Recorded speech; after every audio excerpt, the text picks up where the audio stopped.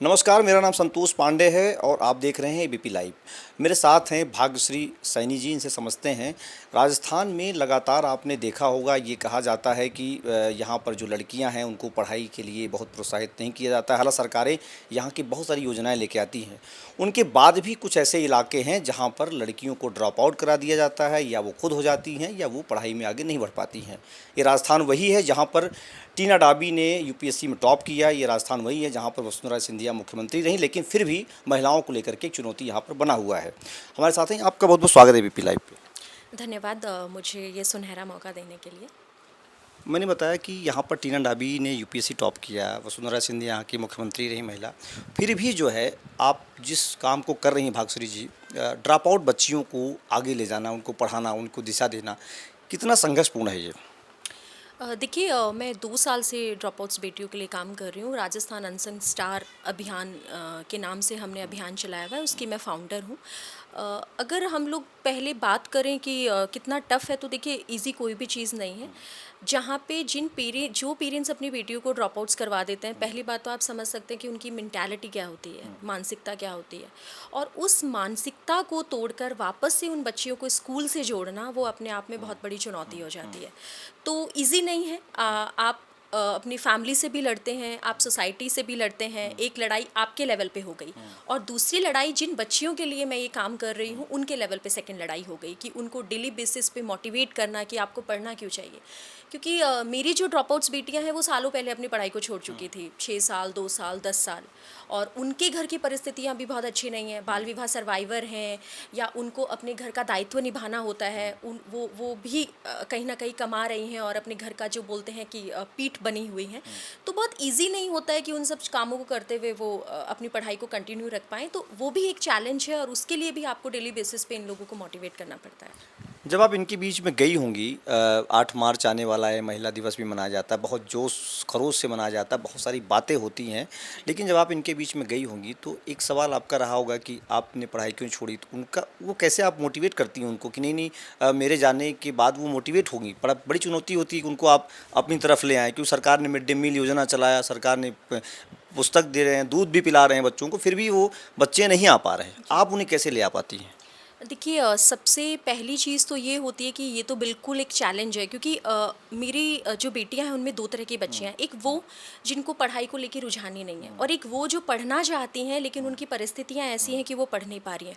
तो मुझे दोनों लेवल पे उनको मोटिवेट करना पड़ता है। जो पढ़ाई की इम्पोर्टेंस को नहीं समझ पाई है, उनको ये समझाना पड़ता है कि पढ़ाई आपके लिए क्यों ज़रूरी है, आपको पढ़ना क्यों चाहिए, और अगर आपको पढ़ने का ये मौका मिल रहा है तो आपको इसको क्यों लेना चाहिए।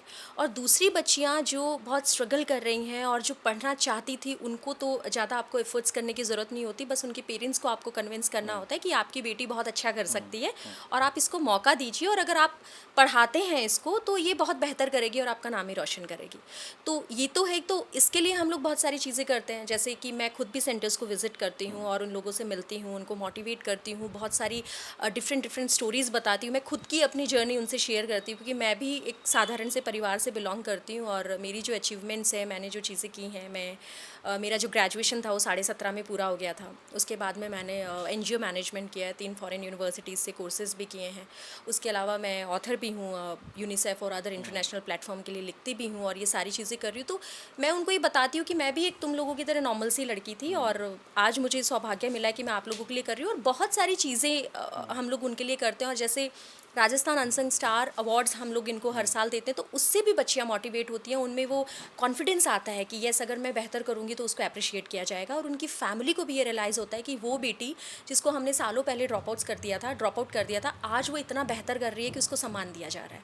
तो डिफरेंट डिफरेंट लेवल पे हम लोग इनको मोटिवेट करते हैं। जैसे आपने बताया कि आपके राजस्थान में आपने कई ज़िलों में काम कर रही हैं आप, आपको ज़्यादा परेशानी कहाँ होती है, शहरों में या डूंगरपुर बांसवाड़ा जहाँ आप कर रही हैं वहाँ पर दिक्कतें आती हैं?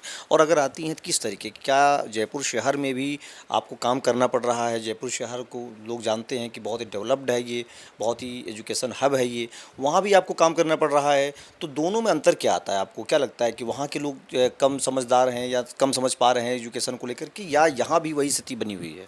सर देखिए, मैं ड्रॉप आउट्स के लिए काम कर रही हूँ जो स्कूल छोड़ चुकी हैं, और जिनको स्कूल छुड़वा दिया गया है वो मेंटालिटी तो सेम ही है, चाहे वो हम लोग उसमें कोई आदिवासी। बहुत बड़ा अंतर नहीं है। अंतर नहीं होता है क्योंकि हम लोग अगर किसी और बात की बात करें तो हम लोग ज्योग्राफिकल कंडीशंस देख सकते हैं, लेकिन जब पढ़ाई की बात आती है और पढ़ाई छुड़वाना, मतलब चाहे वो बांसवाड़ा में हो, डूंगरपुर हो, अजमेर हो, जालोर हो या जयपुर हो, पढ़ाई छुड़वाने के पीछे वही कुछ रीजंस होते हैं जो डिसाइडेड हैं कि हाँ बाल विवाह कर दिया है, या अगर पेरेंट्स के पास कम रिसोर्सेज हैं तो वो बेटे को पढ़ाना चाहते हैं क्योंकि बेटियां पराया घर का धन होती हैं। अगर ये जो पेरेंट्स जो स्लम्स एरिया में ये माइग्रेट करते हैं तो उनको लगता है कि एक बेटी का बर्डन क्यों बढ़ाएं, उसकी शादी कर दें।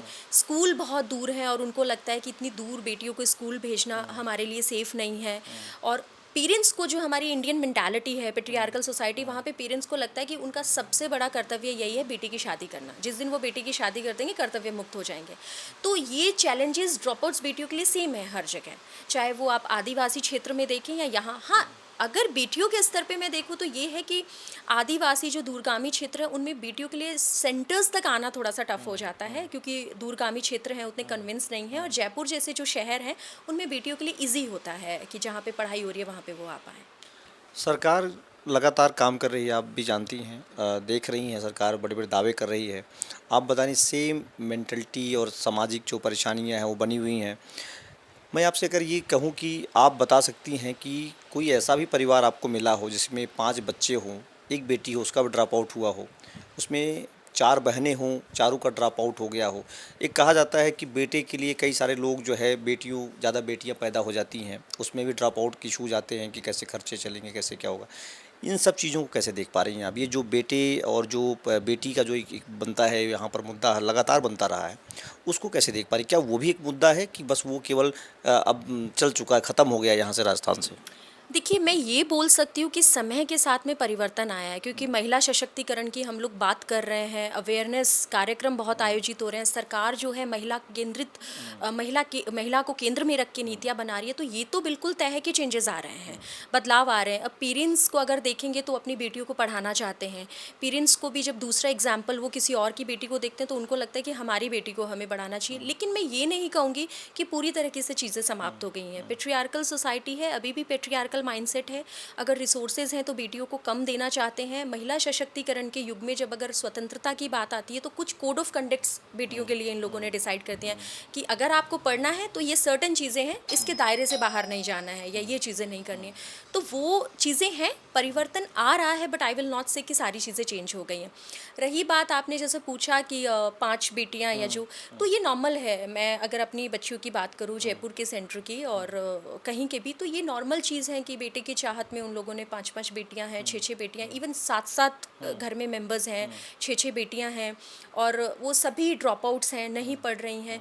क्योंकि गरीबी एक ऐसी चीज़ होती है ना कि वो एक चक्र है जिसमें सभी लोग फंस जाते हैं। तो 7 बेटियां हैं, वो घर में कुछ सिलाई का कर रही हैं, कुछ बुनाई का कर रही हैं, वो सब काम कर रही हैं और अपने घर को चला रही हैं। तो बहुत सी फैमिलीज़ ऐसी हैं कि 4-4 5-5 बेटियां और वो ड्रॉप आउट्स हैं सारी की सारी। एक और जब अपन बात ये कर रहे हैं तो आंकड़ों की बात कर लेते हैं। कितनी ऐसी बच्चियां रही होंगी अभी तक आपके करियर में कि जिनको आप ले आई और उनमें बदलाव आया? अगर आप कह सकती हैं कि हाँ, मैं भाग्यश्री को कह सकती हूँ कि हमारी ये बेटी जो है यहाँ है, और ये जैसे ना कि कहा जाता है कि आउटकम जो आपने मेहनत की है उसको लोगों तक भी जाना चाहिए। कैसी मेहनत रही आपकी और कितनी लड़कियों को ले आई और जो आज वो अपने मुकाम पर हैं? सबसे पहले तो मैं एक बात कहना चाहूँगी, राजस्थान अनसंग स्टार्स अभियान हम लोगों ने 8 मार्च में 2 साल पहले हमने स्टार्ट किया था, और इस अभियान के तहत हम लोगों ने 6 जिलों की 2200 बेटियों को सम्मिलित कर लिया। अब अभी तक? जी, आउटकम की अगर आप लोग बात करोगे तो मैं करते हैं तो मैं 2 स्तर पे आपको बोलना चाहती हूँ। पहली चीज़ मुझे ये लगता है कि एक महिला सशक्त तब है जब इकोनॉमिकली वो सशक्त हो जाती है। तो उसके लिए हमारी जो बेटियां 10th के बाद, मेरी बहुत सारी बेटियां हैं जो 11th कर रही हैं, जो पिछले बैच वाली हैं, कॉमर्स और मैथ्स उन्होंने लिया है। तो मुझे वो सबसे ज़्यादा ऐसा लगता है कि मैंने कुछ अलग पाया, क्योंकि आई वॉज नॉट एक्सपेक्टिंग कि जो ड्रॉप आउट्स हैं जिन्होंने सालों पहले अपनी पढ़ाई को छोड़ दिया और अब वो मैथ्स और कॉमर्स लेंगी, मैं ये एक्सपेक्ट कर रही थी कि 10वीं के बाद में सिर्फ वो अपनी पढ़ाई को को जारी रख लें, ये मेरे लिए बहुत बड़ी बात होगी। लेकिन उन बच्चियों ने ना सिर्फ 80% सिक्योर किया है, बाकायदा उन्होंने अपना मैथ्स और कॉमर्स भी लिया है। बहुत सारी बेटियां मेरी ग्रेजुएशन कर रही हैं, बहुत ने ब्यूटी पार्लर खोल लिया है, किसी ने बुटीक खोल लिया है और वो अपने दम पे अपनी पढ़ाई का खर्चा चला रही हैं। तो पहली अचीवमेंट तो मैं ये चीज़ बोलूँगी। सेकेंड थिंग, मैं जब यहाँ से शुरुआत हुई थी तो मैंने कभी ये नहीं सोचा था कि राजस्थान अनसंग स्टार अभियान के तहत 2200 की 2200 बच्चियाँ तो सारी आईएएस या डॉक्टर्स बन जाएंगी। मेरे लिए सबसे इम्पॉर्टेंट ये था कि मेरी जो बच्चियाँ हैं वो ज़िंदगी को बहुत बेहतर तरीके से जी पाएँ और अपने डिसीज़न ले पाएँ और अपने जीवन को एक पॉजिटिव रोशनी दे पाएँ। उसके लिए मैंने जब हम लोग इनको हर साल राजस्थान अनसंग स्टार्स स्कॉलरशिप देते हैं, तो बेशक वो उनकी 1 साल का खर्चा होता है, उनकी पढ़ाई का होता है, लेकिन उस वक्त मुझे ये समझ में आया कि मैं जो भाग्यश्री हूँ, सिर्फ ये 2200 बच्चियाँ नहीं हैं। इस दुनिया में राजस्थान में ही मिलियंस लड़कियाँ हैं जो ड्रॉप आउट्स हैं। मैं इंडिया की तो बात ही नहीं करूँगी। स्पून फीडिंग मुझे नहीं करना है कि मैं इनको चम्मच से खिला रही हूँ, क्योंकि मैं स्पून फीडिंग कितना टाइम तक कर पाऊँगी। एक अगला बैच आएगा, फिर बढ़ना है। एक बच्ची का जीवन में संवारा हुआ तब मानूंगी जब वो अपने लेवल पे कुछ कर पाएगी। तो मेन जो चीज़ हम लोगों ने फोकस की है वो ये है कि इनकी मेंटालिटी को हम लोग चेंज कर पाएँ, विचारों को बदल पाएँ कि आपको ऐसा कुछ करना है कि आप अपना और अपने बच्चों का भरण पोषण कर पाएँ, आप अपने लेवल पे अपने डिसीजन ले पाएँ। तो वो विचार हम लोग, वो थॉट्स हम इनके बदल रहे हैं और वो चीज़ मुझे वहाँ दिख रही है जब ये अपने लेवल पे इन्होंने बुटीक खोला है, कोई ब्यूटी पार्लर खोला है, कोई सिलाई कर रही है और अपने लेवल पे कुछ बच्चियाँ मेरी एनजीओज़ में जॉब कर रही हैं, कुछ बीएसटीसी कर रही हैं, कुछ नर्सिंग का कोर्स कर रही हैं। तो वो चीज़ मुझे तब समझ में आई है कि वो बच्चियाँ जो ड्रॉप आउट्स थी, आज वो खुद फैसले ले रही हैं और अपने लिए आगे बढ़ रही हैं। ये जो आपका प्रयास है ये तो आपको आउटपुट दे ही रहा है। दूसरा मैं आपसे जानना चाहूँगा, अगर आप महिला दिवस है, तमाम बातें होंगी, आपसे मैं अगर ये पूछना चाहूँ सरकार को कहाँ रह जा रहा है, कोलैप्स कहाँ चीज़ें हो रही हैं या कहीं पर ओवरलैप्स हो जा रही है, कहीं डिस्टर्बेंस हो रहा है, हो कहाँ रहा है, कहाँ से लगता है कि अगर ये काम हो जाए तो भाग्यश्री को थोड़ा सा और काम करना पड़े या और ज़्यादा करना पड़ जाए। तो कौन सी ऐसी बात है सरकार की, जो पॉलिसीज आती हैं, बजट आता है, तमाम बड़ी बड़ी बातें होती हैं फलाने के लिए, ये मध्यम के लिए, ये पुरुषों के लिए, महिलाओं के लिए, तो उसमें क्या इन बेटियों के लिए कुछ योजनाएं रह जाती हैं या लगता है कि नहीं इसमें और काम होना चाहिए? देखिए, मैं यहाँ पे 2 बात कहना चाहूँगी। पहली बात तो अगर समाज में हमें परिवर्तन लाना है तो it's not the responsibility of a government only. सिर्फ सरकार की ज़िम्मेदारी नहीं है। आम नागरिक है, वो महिला खुद है, उसको अपने जीवन का दायित्व लेना पड़ेगा, पहली चीज़। अगर आपको समाज में कोई कुरीति को बदलना है या समाज को डेवलप करना है, तो हर स्टेक होल्डर को काम करना पड़ेगा, चाहे वो सरकार हो, चाहे वो समाज हो या हम लोग इंडिविजुअल पुरुष या महिला हो, फर्स्ट थिंग। सेकेंड थिंग, आपने बात की कि सरकार बहुत सा बजट लाती है, बहुत सारी चीज़ें लाती है, फिर भी चीज़ें लैक हो जाती हैं। तो मुझे कहीं ना कहीं इसमें 2-4 चीज़ें लगती हैं कि जो प्रोमिसेस हम लोग करते हैं, जो चीज़ें हम लाते हैं, वो जो वंचित व्यक्ति है, जिस तक वो चीज़ें पहुंचनी चाहिए, वो पहुंच ही नहीं पाती हैं। उसके बहुत सारे रीज़न है कि जो एग्जीक्यूटिव अथॉरिटी होती है, जो एग्जीक्यूट करती है, वो अपने लेवल पे प्रॉपर नहीं कर पाती, या हम जो आम नागरिक हैं, हमें उतनी अवेयरनेस ही नहीं है। मतलब अगर मैं अपनी 2200 बेटियों की बात करूँ तो उन लोगों को बेसिक चीज़ें नहीं पता है कि उनके लिए कौन सी योजनाएं बनी हुई है, एजुकेशन को लेके कौन सी योजना है, पेंशन को लेके कौन सी योजना है, स्कॉलरशिप को लेके कौन सी योजना है। तो मुझे ये लगता है अगर सरकार चीज़ें बना भी देती है तो आम जो नागरिक है, वो चाहे महिला है या पुरुष है, उसमें इतनी अवेयरनेस होनी चाहिए कि वो अपने अधिकारों को मांग पाए। देखिए, 2 चीज़ें होती हैं, या तो आपको अपने अधिकार मिल जाते हैं, या जब कई बार आपको आपकी चीज़ें नहीं मिल रही होती तो आपको मांगना पड़ता है, उसके लिए आपको अवेयर होना पड़ता है। तो मुझे लगता है कि दोनों लेवल पे वर्क करने की ज़रूरत है। वो चाहे सरकार के लेवल पे चीज़ों की डिलीवरी की बात करें, चाहे वो स्कीम्स हैं, नीतियाँ हैं, जो भी चीज़ें, और सेकेंड अवेयरनेस की कि जो व्यक्ति है उसको भी खुद को अवेयर होना चाहिए कि कहाँ पे मेरे राइट्स है, कहाँ पे मेरे लिए चीज़ें बनी है जो मुझे लेनी है। तो दोनों स्तर पे काम करना। दोनों स्तर पर है। अब मैं एक सवाल आपसे करूंगा कि 2 साल आपको करते हुए हो गया, तीसरा साल हो जाएगा ये, क्या पा रही हैं आप कि अभी और करना है या काम लगता है कि नहीं राजस्थान 2200 बेटियों के बाद ही चीज़ें बदल गई हैं? क्या लगता है, मतलब आपको अभी ओवरऑल क्या दिख रहा है, आपको आगे का क्या प्लान है आपका?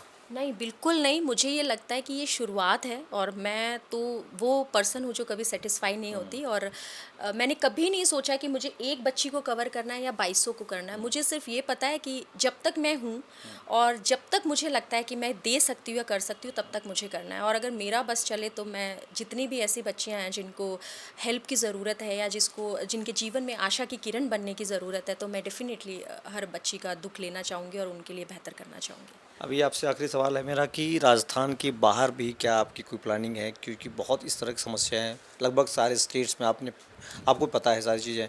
तो कैसे लग रहा है कि आप उस पर दूसरे राज्यों के लिए भी आप काम करेंगी या राजस्थान ही भी आपका फ़ोकस है? क्या है मतलब आपकी प्लानिंग दूसरे देखिए, राज्यों? अभी तक हम लोग 6 जिलों तक सीमित थे, लेकिन अभी जो हमारा अगला हेल्थ को लेके जो इनिशिएटिव आ रहा है, उसमें हम लोग पूरे राजस्थान को कवर करने वाले हैं। पहली हमारी कोशिश ये रहेगी। तो पहले तो राजस्थान में ही इतना स्कोप है कि यहाँ पे इतनी सारी चीज़ें हैं जो लोगों को आप दे सकते हैं, उनके लिए बदलाव कर सकते हैं। तो पहले हमारी टीम का और मेरा पूरा फोकस है कि हम लोग राजस्थान के जितने भी डिस्ट्रिक्ट हैं उनको कवर कर पाएँ। उसके बाद में डेफिनेटली हम लोग अदर स्टेट्स में भी जाना चाहेंगे और ये सब चीज़ें करना चाहेंगे। इसी से जुड़ा हुआ सवाल मेरा और एक और है कि बेटी बचाओ बेटी पढ़ाओ जो अभियान आया, उसको राजस्थान में बड़ी संख्या में काम भी किया जा रहा है, स्टेट लेवल पे काम किया जा रहा है, राज्य में जो सरकारें अलग अलग राज्यों में भी काम करी हैं, तो उसको कैसे जोड़ पाती हैं आपकी? उसका कोई असर दिख रहा है कि बस आपका जो अभियान है वो उसकी ज़रूरत है, मतलब कि वो जो अभियान लाया गया केवल सरकार की एक योजना की तरह है कि या उसका धरातल पर कुछ दिखता भी है आपको? देखिए, अगर हम लोग देखें, बेटी बचाओ बेटी पढ़ाओ बहुत अच्छा अभियान है। इसका जो हमने विज़न भी देखा है, जो तय किया है, वो भी बहुत अच्छा है। और जैसे मैंने बोला कि समाज में अगर हमें महिलाओं के लिए काम करना है, क्योंकि हमें कहीं न कहीं लगता है कि महिलाएं पीछे रह गई हैं या महिलाओं को उतनी इक्वल अपॉर्चुनिटीज़ नहीं मिल पाई हैं जितनी पुरुषों को मिलती हैं। तो जैसा मैंने बोला कि हर स्टेक होल्डर को काम करने की ज़रूरत है। जैसे सरकार अपने लेवल पे बेटी बचाओ बेटी पढ़ाओ अभियान कर रही है, मेरे जैसे जो इंडिविजुअल व्यक्ति हैं और जो मेरी टीम मेरे साथ ऐड है, हम लोग अपने स्तर पे सोसाइटी के लिए कर रहे हैं। तो मुझे लगता है कि सिर्फ ये सरकार का काम नहीं है। अगर हम लोग इस धरती पे आए हैं तो एज अ सोशल रिस्पॉन्सिबिलिटी हर नागरिक की जिम्मेदारी है कि अपने स्तर पे थोड़े थोड़े प्रयास वो करते रहे कि चेंजेस परिवर्तन आते रहें। तो मैं अपने लेवल पे कर रही हूँ, मेरी टीम अपने लेवल पे कर रही है, मेरे जैसे अन्य लोग अन्य क्षेत्रों में काम कर रहे हैं, सरकार अपने लेवल पे कर रही है, तभी जाके परिवर्तन आ पाएगा जो बहुत बेहतर होगा। तो ये थी हमारे साथ भाग्यश्री। इन्होंने बताया किस तरीके से राजस्थान में 2200 बेटियों को इन्होंने एक मुहिम के तहत जो है उनको एक नया राह दिया है, रास्ता दिखाया है और इनका अभियान जारी रहेगा। फ़िलहाल राजस्थान में राजस्थान सरकार और केंद्र सरकार की तमाम योजनाएं हैं जो चल रही हैं, अलग अलग तरीके से चल रही हैं। सब जो यहाँ के प्रतिनिधि हैं वो भी अपने हिसाब से काम करते हैं। यहाँ एक डीएम है जैसलमेर की जो टीना डाबी, वो उन्होंने एक अभियान ही छेड़ रखा है लड़कियों को पढ़ाने के लिए। तो ऐसे राजस्थान में आप जब भी निकलेंगे तो जो हज़ार रंग यहाँ के कहे जाते हैं वो आपको दिखेंगे, मिलेंगे अलग अलग तरीके से। ये एक अभियान यहाँ पर वो इस बहुत बड़ा स्टेट है और इस तरह की चुनौती यहाँ अलग अलग ज़िलों में अलग अलग क्षेत्रों में बनी हुई है। एबीपी लाइव के लिए संतोष पांडे, जयपुर।